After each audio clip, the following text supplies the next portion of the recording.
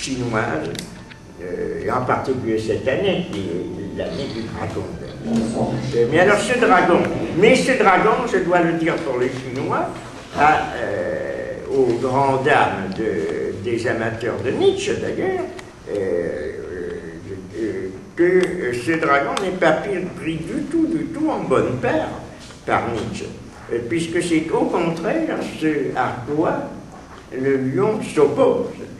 Parce qu'il dit, il y a donc ce chameau. Bon, il y a le chameau, et puis il y a qui prend sur lui la peine, qui prend sur lui la peine, le fardeau, le travail. Et puis alors il y a le lion qui vient se substituer à lui, la deuxième métamorphose par conséquent de l'esprit qui devient un lion. Là Geneviève Blanquis a utilisé l'expression devient. Zum Löwen wird hier der Geist. Il entend conquérir sa liberté et être le roi de son propre désert. Il se cherche un dernier maître. C'est pas clair non plus, d'ailleurs, le texte, on voit, au niveau des images, on saisit à peu près ce qu'il veut dire, mais la signification précise n'est pas absolument limpide. Il se cherche un dernier maître, il sera l'ennemi de ce dernier maître et de son dernier Dieu. Donc on comprend que le lion est l'animal. Tu avais indiqué, il est vrai au début de ton exposé, tu avais indiqué que c'était qu'on travaillait, si l'on veut dire, que l'on pensait dans l'orbite de la mort de Dieu. Donc c'est dans l'axe même de cette destruction de toutes les idoles, de tous les dieux, qu'il faut réfléchir ici de l'action du lion. Ce lion qui veut être roi de son propre désert. Alors il se cherche en dernier lieu, non pas pour l'adorer, mais il dit, il veut se mesurer. Ce dernier lieu, on pense que c'est ça le grand dragon. Il veut se mesurer avec le grand dragon. Mit den großen Drachen. Et c'est des dragons en allemand, ça se dit dragon. Quel est ce grand dragon? C'est difficile à prononcer, d'ailleurs c'est un exercice de prononciation. Quel est ce grand dragon que l'esprit refuse désormais? Donc c'est bien un refus du dragon. Donc le lion entend aller au-dessus du dragon et dominer le dragon. Quel est ce grand dragon que l'esprit refuse désormais d'appeler son Seigneur et son Dieu? Le nom du grand dragon, c'est, alors c'est très curieux d'ailleurs, ce grand dragon, on s'attendrait à voir un animal, non, c'est quelque chose qui est très abstrait, à tout au moins son nom. Il ne dit pas que c'est le nom, que c'est le grand dragon. Il s'appelle, c'est ça, ce grand dragon s'appelle, c'est extrêmement curieux, tu dois, du sollst qui est l'expression classique du devoir, et en particulier dans la philosophie pratique kantienne, c'est sous cette forme de du sollst que s'exprime l'impératif catégorique. Donc on peut penser qu'il y a ici, chez Nietzsche, tu l'as rappelé d'ailleurs, l'exclusion qu'il y a chez Nietzsche de l'ensemble des idoles, de l'ensemble des dominations étrangères. Donc il y a quelque chose qui fait que le dragon n'est pas donc un animal caractérisé, c'est quelque chose qui s'identifie au devoir, mais l'âme du lion dit « je veux ». Tu dois lui barrer la route, mais il décrit bien le dragon, il le décrit d'ailleurs comme un dragon chinois, puisque ce dragon chinois est bien fait, lui aussi, comme les dragons, tout brillant d'or, Goldfunken et couvert d'écailles. Et sur chacune de ces écailles, les dragons, effectivement, ont de l'or des écailles, et sur chacune de ces écailles brillent en lettres d'or ces mots « tu dois ». Qui sont, alors pourquoi sont-elles rejetées? Parce qu'elles sont des valeurs millénaires, Tausendjährigen Werte, c'est-à-dire des valeurs qui sont justement celles de la morale. C'est un dragon kantien. C'est ça, exactement. Oui. Les valeurs millénaires, donc c'est le dragon qui est expulsé dans les sources nietzschéennes, si l'on peut penser donc que incontestablement et très très certainement les sources de noms, les sources de référence de certains éléments mythiques utilisés par Nietzsche sont iraniennes, persanes, peut-être indiennes. En tout cas, il ne s'alimente pas, de ce point de vue, des valeurs positives à la pensée chinoise, puisque la pensée chinoise, plutôt, j'interroge les Chinois, attribue une signification positive au dragon. Dieu. Non? C'est Dieu. Le dragon, oui, le dragon est considéré comme un être maléfique. Non, non, pourrait dire que le dragon, c'est Dieu. Ah oui, mais c'est ça, oui. Donc c'est quelqu'un qui est bénéfique. Donc c'est bien le dieu chinois mais le dragon est-il accompagné? Il faudrait savoir si ce dragon est accompagné dans la pensée chinoise de l'idée d'une obligation d'où tu dois. Yen Su, elle dit que c'est pas tout à fait Dieu.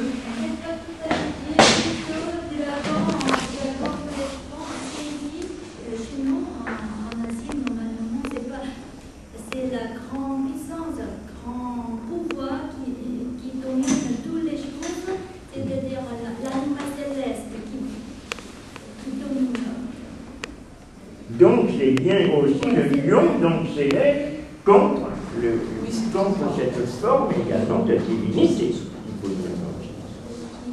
Je pense. Parce que le dragon. En plus, le dragon, c'est un animal mystique céleste.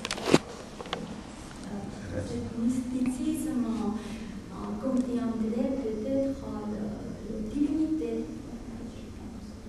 Il ne l'a pas attribué, il aurait pu, dans une optique chrétienne, évoquer des divinités ou des forces divines dans une optique manichéenne. On avait étudié l'année dernière, vu le manichéisme et vu par la même occasion les puissances de l'ancienne religion.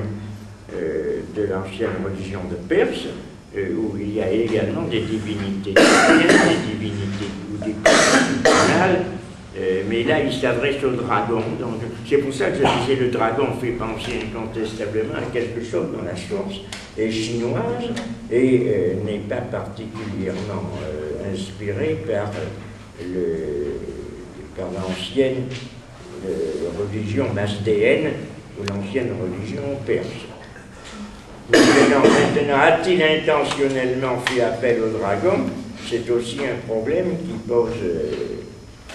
qui se trouve soulevé et qui est peu précis. Est-ce qu'il y a des intentions précises dans ce que Nietzsche a écrit relativement aux différentes emblématiques, là, puisque c'est devenir joue effectivement dans le sens d'un devenir pris dans l'acception deleuzienne, mais on peut dire aussi, malgré tout, il ne faut pas exclure, même si ce n'est pas des symboles au sens artificiel, un peu détaché du terme, détaché de leur inspiration, ils forment bien des emblèmes. Et s'il choisit le lion, c'est bien parce que le lion est associé à quelque chose d'héroïque.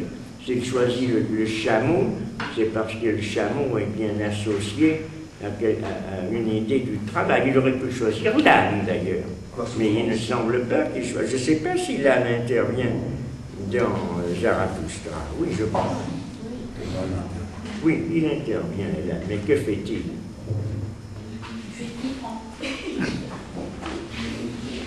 Il est assimilé au philosophe. Il y a le singe qui intervient. Ça, au philosophe mystique. Que fait-il? Et là, il l'assimile, ou du moins il le compare au philosophe mystique. Il faudrait chercher. Ouais, bon, voilà. Ouais, Mais non, est-ce que le dragon... Mais le dragon, on ne peut pas le placer parmi les... On ne peut pas le placer parmi les animaux. Non, mais il y a l'aigle aussi qui plane dans le ciel aussi.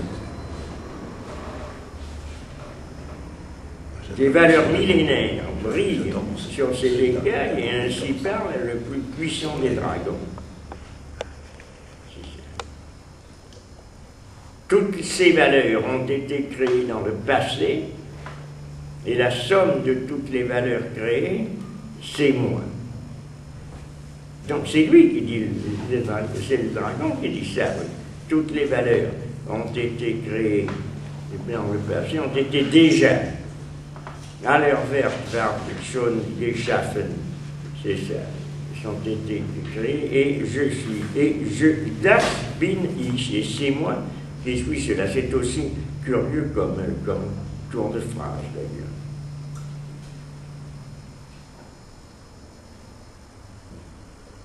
En vérité, il ne devra plus y avoir de je veux, donc le dragon, c'est ce qui oppose. C'est ce qui est l'opposition. Et au fond, c'est l'opposition du devoir à la volonté. C'est le dragon, c'est quelque chose qui oppose le devoir, le je veux. Donc c'est très kantien. On a l'impression, d'une façon très curieuse, qu'en arrière-fond, Nietzsche ici ferait agir Kant comme un dragon. Pourtant, l'homme que Kinsey appelle l'homme sec, le professeur sec comme poussière, qui est extrêmement rigide et qui le fait agir, qui le fait assimiler à un grand dragon, le grand dragon du Tudois, qui se trouve contre le je veux. Ainsi parle le dragon. Et alors, c'est très intéressant d'ailleurs de voir que le seul qui va avoir de puissance contre le grand dragon, en fait, ce n'est pas le lion, c'est l'enfant. Puisqu'il dit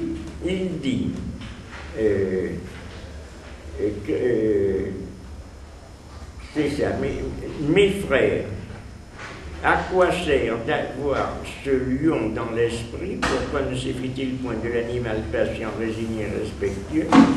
Créer des valeurs nouvelles, le lion lui-même n'y est pas encore apte. Pour acquérir sa propre liberté, le droit sacré de dire non, même au devoir, pour cela... Ah non, mais c'est pas très clair la phrase. Pour cela, mes frères, il faut être lion. Non, c'est relativement au chameau qui dit ça. Mais dites-moi, mes frères, que peut encore l'enfant, un peu plus loin, dont le lion lui-même eût été incapable? Pourquoi le lion ravisseur doit-il encore devenir enfant? C'est ça. Pourquoi le lion ravisseur, c'est à cause, alors c'est là où apparaît cette idée, que c'est à cause de son innocence, et de l'innocence et l'oubli, c'est ça, commencement nouveau. Là, il y a une très belle phrase que tu as rappelée à travers les comparaisons également d'Héraclite, l'enfant qui joue au dé, la roue, etc. Donc il y a quelque chose qui apparaît comme étant quelque chose de supérieur à la soumission laborieuse du chameau et à la puissance héroïque du lion, c'est cette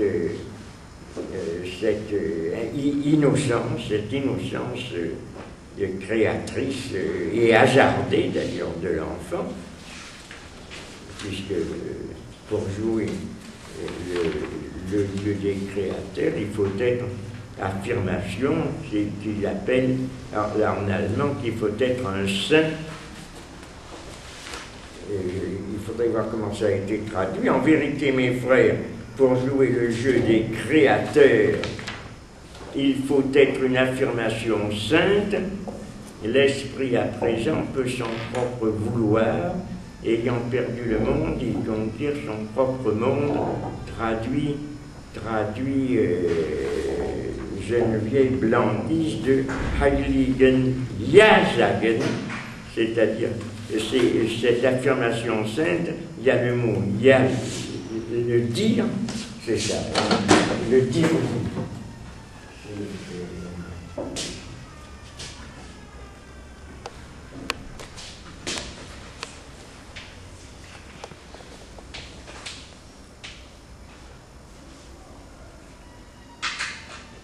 Il y a quelque chose qui apparaît avec l'enfant comme étant au-dessus de l'héroïsme, c'est-à-dire de la puissance laborieuse du chameau et de l'héroïsme du lion. Maintenant, dans comment est-ce traduit dans George Arthur Goldschmidt? L'enfant est innocence et oubli, un recommencement, un jeu, une roue roulant d'elle-même, un premier mouvement, un oui sacré. Il se contente de dire un oui sacré et il ne traduit pas très exactement Jasagen. Puis il traduit Ya et Heilig, mais il ne traduit pas Jasagen.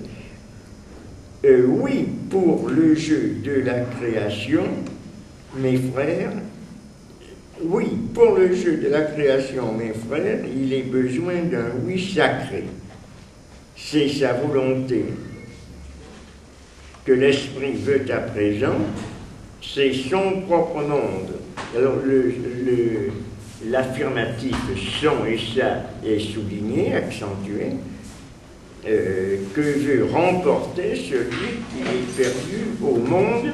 Voyons comment il y a dans la traduction de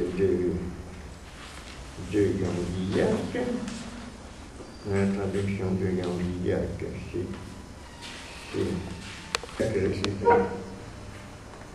mais dites mes frères, que peut encore l'enfant que ne pourrait aussi le lion? Pourquoi faut-il que le lion ravisseur encore se fasse enfant? Innocence et l'enfant, et un oubli et un recommencement, un jeu, une roue qui d'elle-même tourne, un mouvement premier, ah là c'est pas mal traduit, un saint dire oui. Parce que là il traduit tout, il traduit Jasagen, un saint dire oui. De l'esprit, ces trois métamorphoses que je vous ai nommées, comment l'esprit devient chameau et lion, le chameau, et pour finir, enfant le lion. Alors c'est là où apparaît à la fin cette fameuse vache pie qui nous laisse sur notre question, sur notre fin. Pourquoi la vache pie? Là, on a l'impression c'est ça. Oui, la vache pie. Alors, c'est pas un pi de 3,1416, c'est pas le signe du pi. On serait Lacan, on aurait le droit de plaisanter là-dessus, parce qu'effectivement, comme Lacan ne manquerait pas de penser que ce pi qui est la vache pi et le pi 3,1416, qui est le chiffre magique du cercle, de la circonférence de l'éternel retour, etc. On a retrouvé le cercle du pi et de la vache pi. Mais il n'y a pas possibilité, à mon sens, de faire une plaisanterie de cet homme avec Nietzsche. Donc, il faut rester, d'autant plus qu'il n'y a pas du tout de pi, puisqu'il y a bout. Donc, rapport avec le pis du cercle. Mais, on pourrait bien dire la vache, à moins que ça existe, ce qui n'est pas du tout impossible qu'un endroit s'appelle, il y a bien la Vache Noire près de Paris, du côté de Bagneux, donc il y a le carrefour de la Vache Noire, ça s'appelle bien la Vache Noire. Il y a bien peut-être la Vache Pie dans la Langadine, là, dans cette région suisse, et ce n'est pas impossible, mais il faudrait le savoir. Ou alors, ça ne peut pas avoir de relation, ce qui serait un raffinement de subtilité complètement inutile, avec le caractère sacré de la vache dans l'Inde. Je pense plutôt que ça ait une relation à ça. Du reste, la liaison, la relation entre la personnalité de Zarathustra et d'une part Zoroastre, qui est effectivement Zarathustra nominalement, et d'autre part les religions mazdéennes ou indiennes, à quoi cela se rattache plus ou moins, tout au moins dans la documentation, dans l'érudition, enfin un petit peu variée, que convoque Nietzsche à ce moment-là, en tant que philologue, lui-même est connaisseur de l'histoire des religions. Mais tout ça, ça existe sans doute, mais d'une façon extrêmement vague, très incohérente de toute façon, et qui n'a de valeur que peut-être débranlement des anciennes, comme il le dira, des anciennes tables, qu'il le dira un petit peu plus loin dans Zarathustra, ou des anciennes valeurs, mais qui n'a que des relations très minimes avec les religions auxquelles ces noms se rattachent.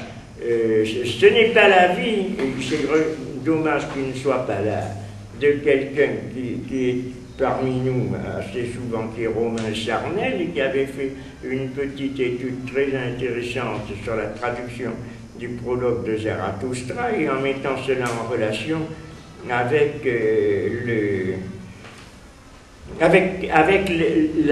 la pensée et la religion cathare, précisément parce que il y a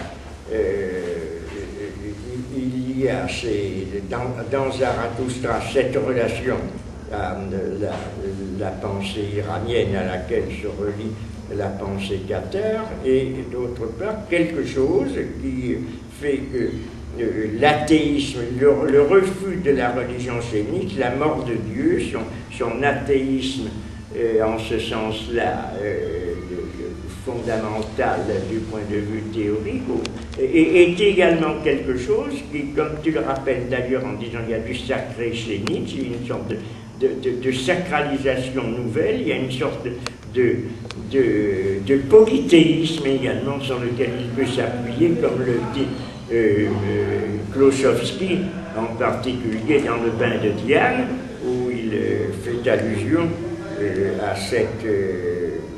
cette possibilité de lire, de déceler chez Nietzsche quelque chose qui serait non pas du tout un christianisme, comme certains ont voulu l'affirmer à certains moments, une sorte de retour du christianisme sous des apparences de son rejet, mais quelque chose qui est une autre forme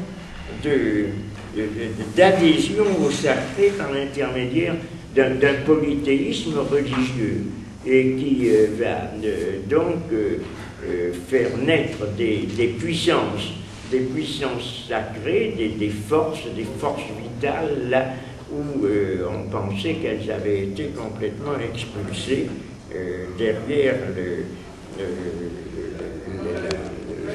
le jeu des éléments matériels, derrière le jeu du monde.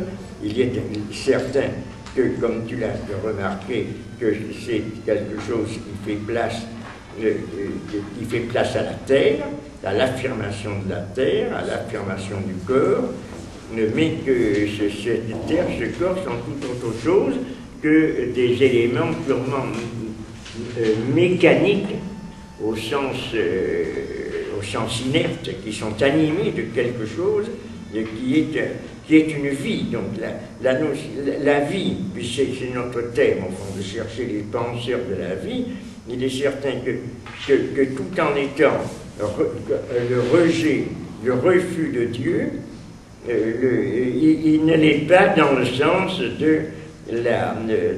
où l'avaient été certains des matérialistes du XVIIIe siècle, en particulier ceux de l'encyclopédie ou la Métrie, qu'il admirait d'ailleurs en tant que matérialiste, c'est certain, auquel il s'est rangé plusieurs fois, mais il est certain que l'expression sa pensée et l'expression de sa pensée ne font rigoureusement pas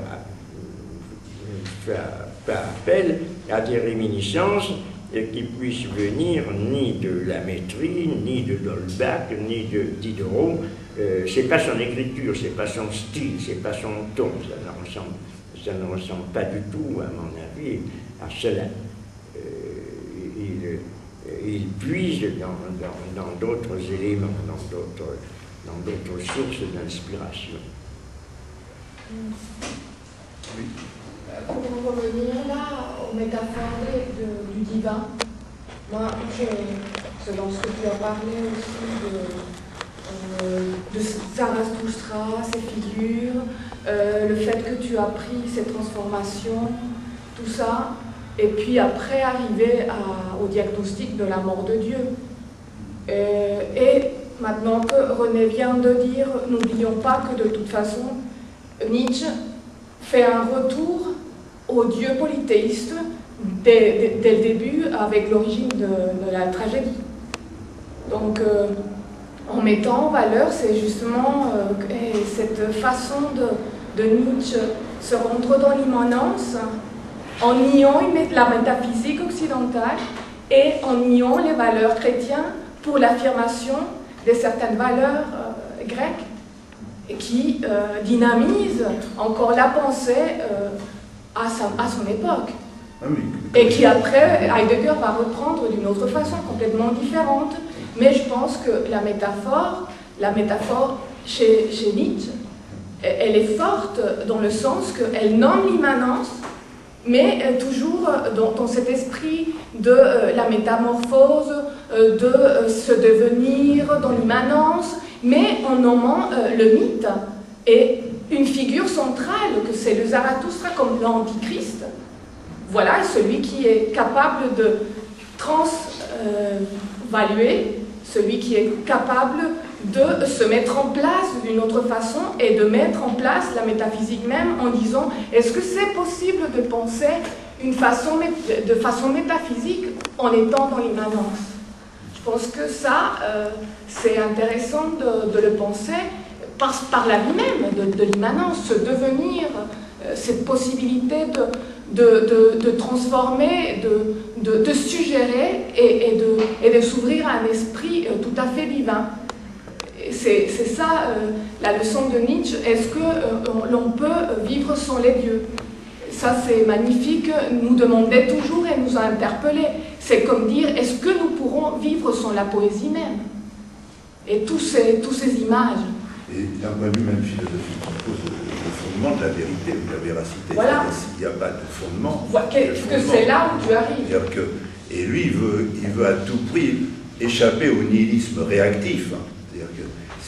Et au relativisme bien contemporain.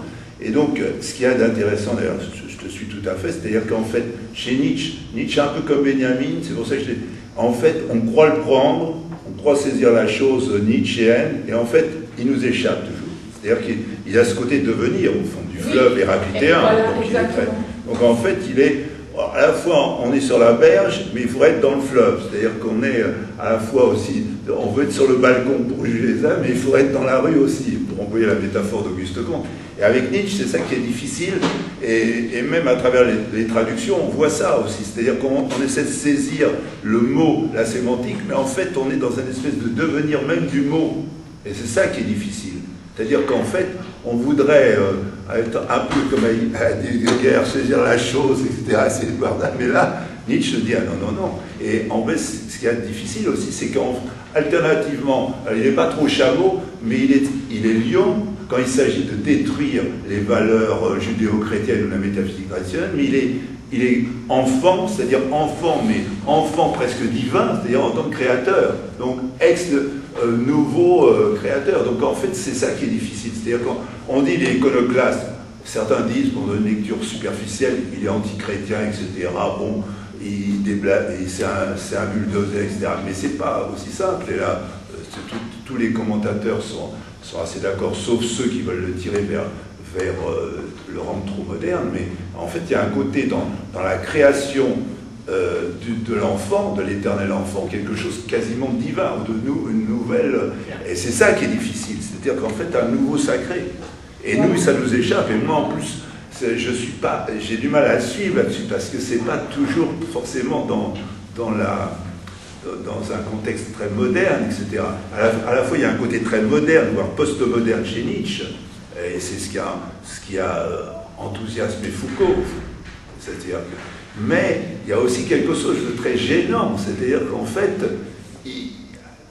certains diraient, des contradicteurs diraient, il y a un côté encore, il n'a pas éliminé totalement le chameau, porteur d'idole, etc. Donc il les ressuscite, c'est-à-dire il les transmute, c'est un alchimiste. Et c'est ça la difficulté. Et là, on touche le nœud du problème, et qu'on n'épuisera pas, etc. Et là, ça touche le problème avec la réalité et la vérité, parce que le mythe, il nous échappe. Justement, Zarathustra est aussi l'enfant.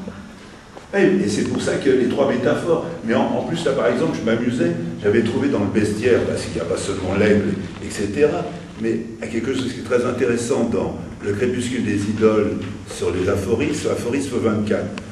À force de vouloir rechercher les origines, on devient écrevisse. C'est encore dans le bestiaire.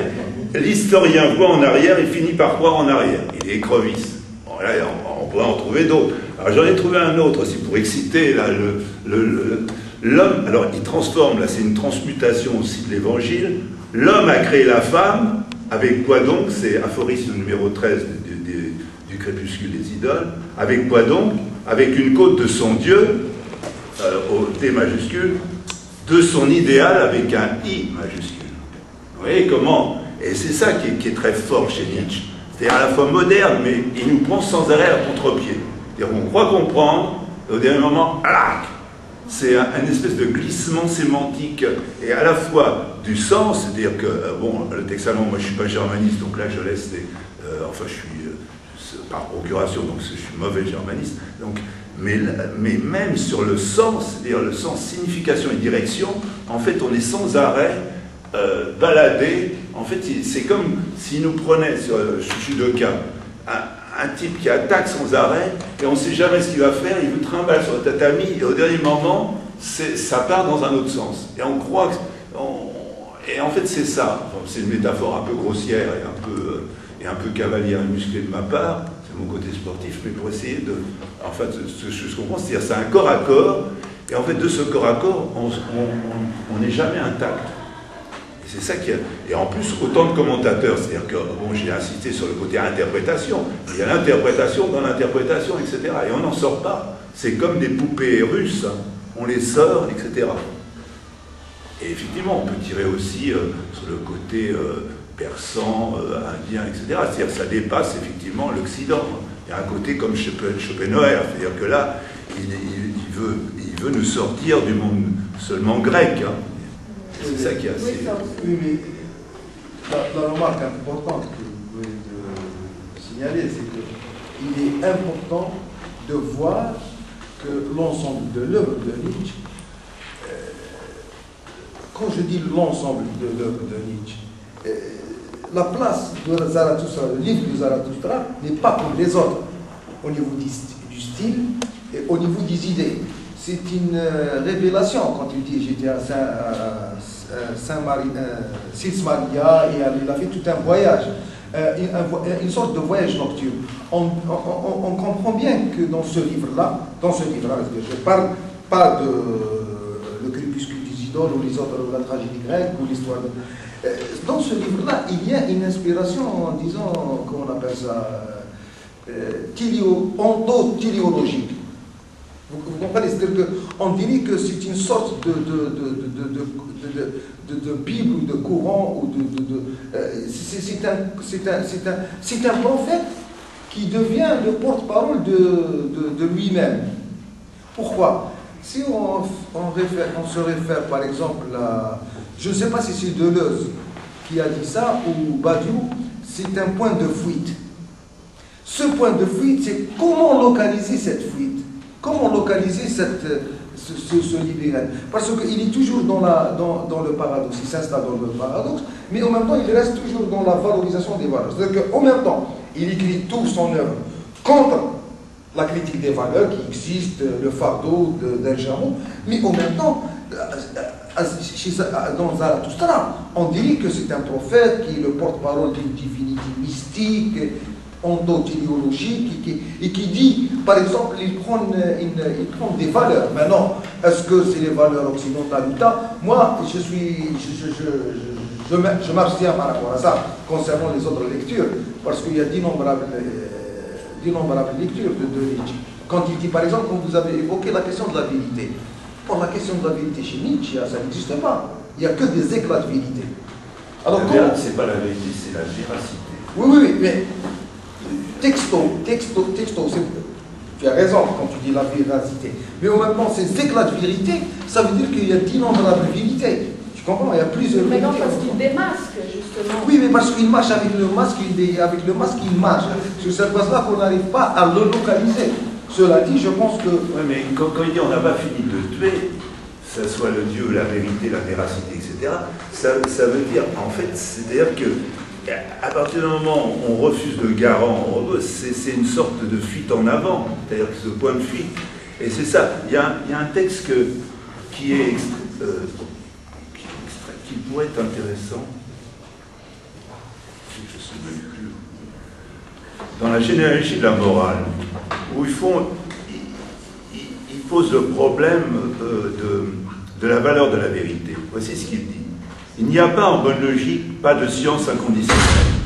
La seule pensée d'une telle science est inconcevable, paralogique. Une science suppose nécessairement une philosophie, une foi, entre guillemets, préalable, qui lui donne une direction, un sens, une limite, une méthode, un droit à l'existence. Celui qui veut procéder inversement et se dispose par exemple à fonder la philosophie sur une base strictement scientifique devrait d'abord placer la tête en bas, non seulement la philosophie, mais même la vérité, ce qui serait un manque d'égard bien choquant envers deux personnes aussi vénérables. Point d'exclamation. Sans doute, et je laisse ici la parole à mon gai savoir, voyez livre 7, aphorisme 344, l'homme véridique, c'est Nietzsche qui parle, dans cet aphorisme, l'homme véridique. Véridique dans ce sens extrême et téméraire que suppose la foi dans la science, affirme par là, c'est toujours le Dieu, que ce soit le Dieu de la religion, le Dieu de la science, etc., qu'on recrée, en fait, c'est toujours c'est le problème du fondement de la véracité, affirme par là sa foi en un autre monde, Virilo dirait un outre-monde, mais un autre monde, que celui de la vie, de la nature et de l'histoire, et dans la mesure où il affirme cet autre monde, entre guillemets, eh bien, son antithèse, ce monde-ci, notre monde, ne devrait-il pas le nier? Bon, point d'exclamation. C'est toujours encore une croyance métaphysique. C'est le problème du fondement. Sur quoi repose notre foi en la science? Nous aussi, nous autres penseurs d'aujourd'hui qui cherchons la connaissance, athées et anti-métaphysiciens, il ouvre la palette. Nous aussi, nous prenons encore notre ardeur en cet incendie qu'une croyance plusieurs fois millénaire a allumé à cette foi chrétienne qui fut aussi la foi de Platon. Que Dieu est la vérité et que la vérité est divine. Et même au stade de l'enfant, on voit ce problème qui se pose. D'ailleurs, il ne suffit pas d'avoir été lion, de s'être débarrassé des idoles du chameau, c'est plus complexe que ça. Et alors, bon, mais quoi? Si précisément cela devenait de moins en moins digne de foi, si rien n'apparaissait plus encore comme divin, si ce n'est l'erreur l'aveuglement, le mensonge. J'ajouterais même l'illusion, enfin, peu importe. Si Dieu lui-même se trouvait être notre mensonge, un mensonge qui a le plus duré. Il convient ici de faire une pause et de méditer longuement. C'est ce que nous faisons là, sans le savoir. La science elle-même a besoin désormais d'une justification. Il ouvre la parenthèse. Ce qui ne veut pas dire qu'il en existe une pour elle, fin de fermer la parenthèse. Interrogez sur ce point les philosophies les plus anciennes et les plus récentes. Il n'en est point qui ait conscience que la volonté de vérité elle-même puisse avoir besoin d'une justification. Sur le problème du fondement, y a-t-il là une lacune dans toutes nos philosophies? Tout cela vient-il? Point d'interrogation. C'est que jusqu'ici, l'idéal ascétique, là il fait peut-être allusion aux stoïciens, a dominé toutes les philosophies. Que la vérité a toujours été posée comme essence, comme Dieu avec un D majuscule, comme instance suprême.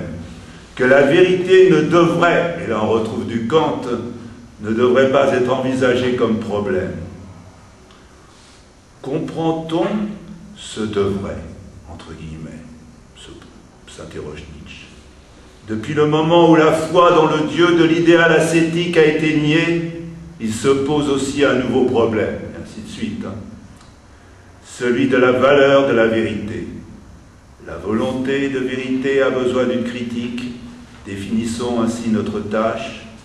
Il faut essayer une bonne fois de mettre en question la valeur de la vérité. C'est tiré de Nietzsche, La généalogie de la morale, page 229-230.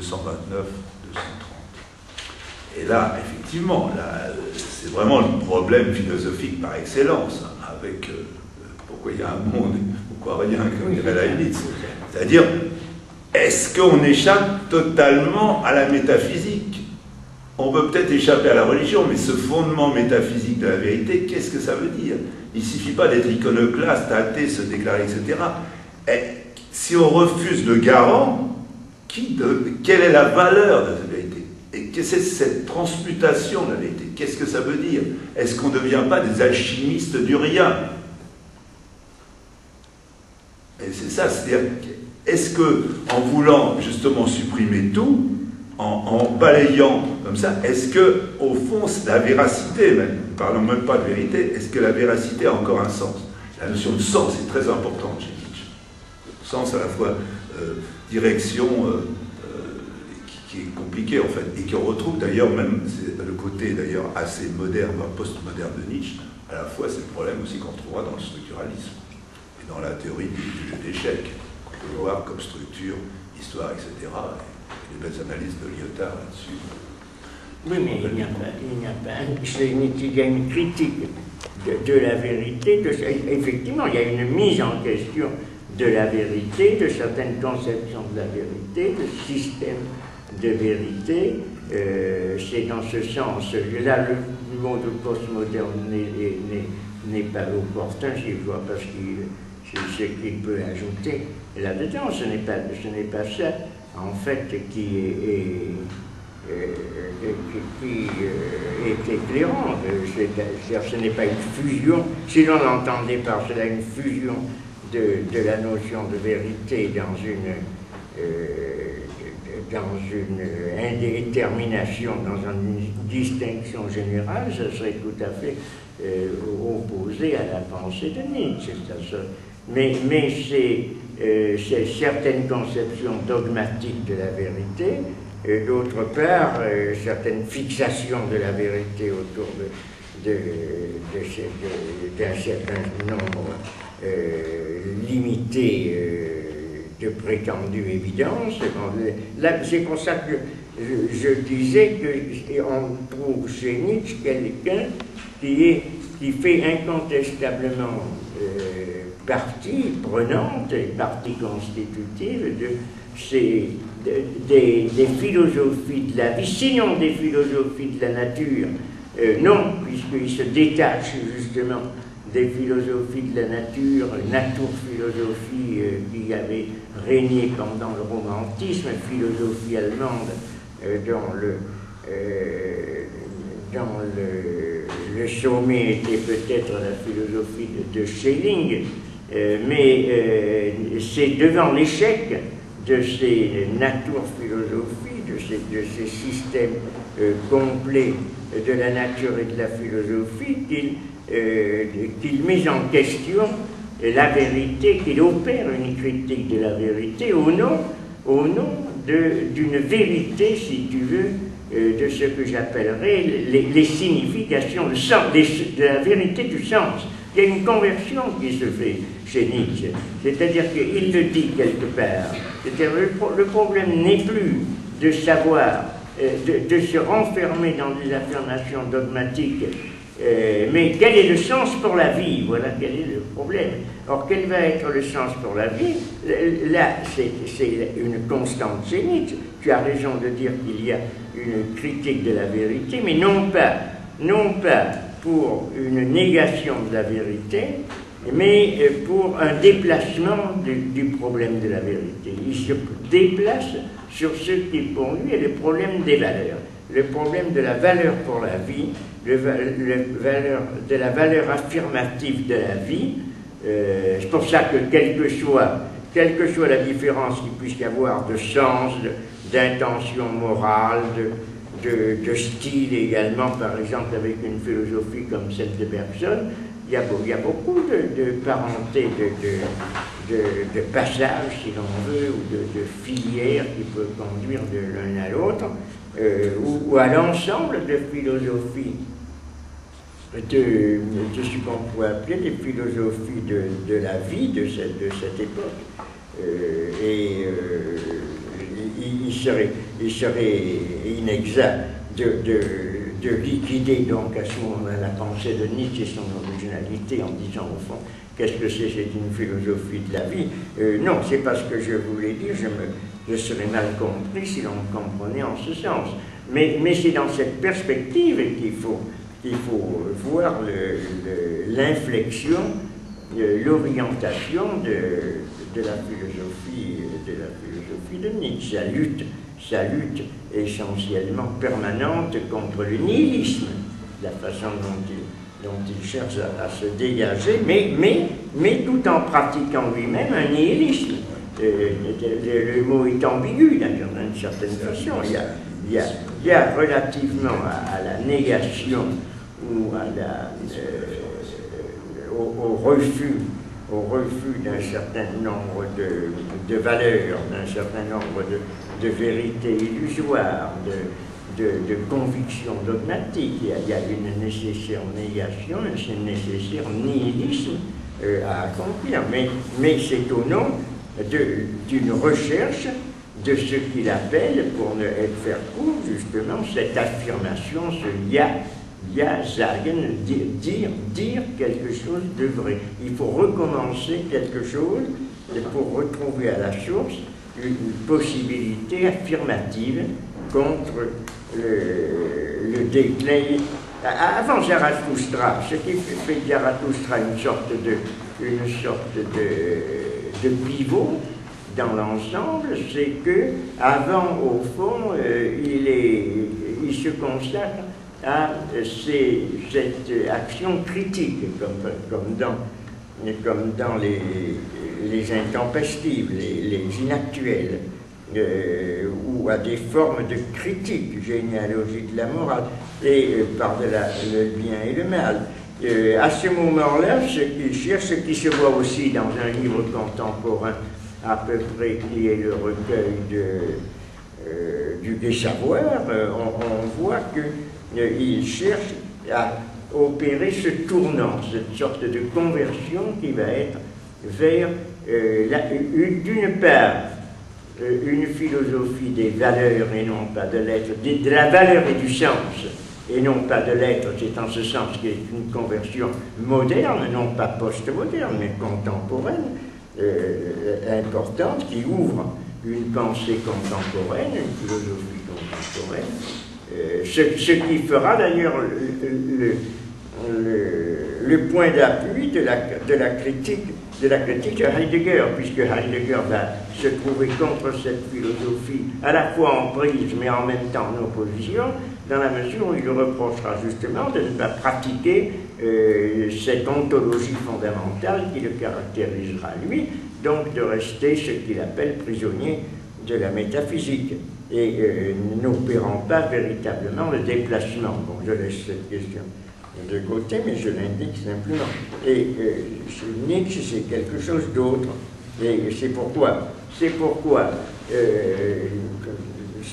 Deleuze, que je citais là au début, à propos de ses devenirs, je trouve chez Nietzsche quelqu'un qui est en relation très étroite avec son orientation à lui, cette orientation d'une philosophie de vie, une philosophie affirmative, qui, chez Deleuze d'ailleurs, trouve à se concilier, justement parce que les conflits, les problèmes sont dépassés, qui opposaient à ce moment-là Nietzsche essentiellement au romantisme, et il trouve à dépasser le conflit entre une philosophie de Nietzsche ou une naturphilosophie, dont il y a des conciliations, également des passerelles, des modes de relation qui se trouvent dans cette pensée. Bon, est-ce qu'il y a d'autres... Oui.